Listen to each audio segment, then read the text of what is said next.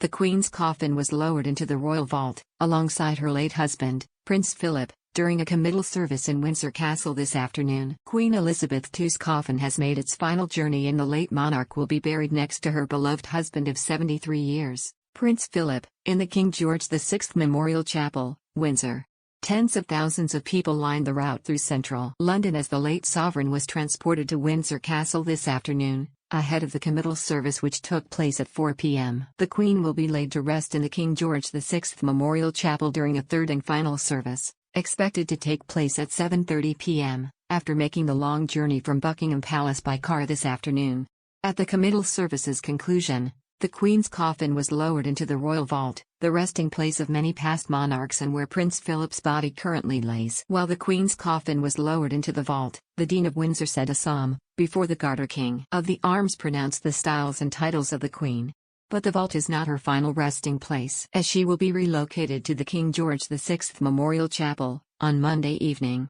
The emotional ceremony will be attended by the Queen's closest family and friends. During the service, the longest-reigning British monarch will be reunited with her husband of 73 years, Prince Philip. Following his death in April last year, the Duke of Edinburgh was temporarily laid to rest in the royal vault underneath the chapel on the grounds of Windsor Castle. However, he is now set to be moved to his final resting place alongside his beloved wife.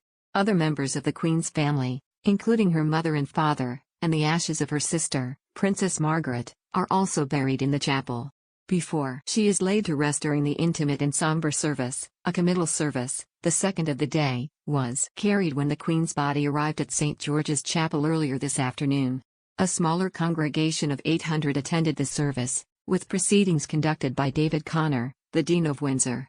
People in attendance at the service were those with close official and intimate links to the royal family, including royal staff members past and present. The third and final service, a private untelevised interment, is when the late monarch will be laid to rest in the King George VI Memorial Chapel. Although the chapel is closed for the private ceremony, ordinarily it is open to the public, meaning members of the public can visit the Queen's final resting place to pay their respects. The procession taking the late sovereign to Windsor set off for Wellington Arch at around 1 p.m. this afternoon. King Charles III led the procession, followed by the other children of the Queen as well as Prince Harry and Prince William. The Queen's coffin was carried on the state gun carriage and made its way through Parliament Street, Whitehall, and Horse Guards.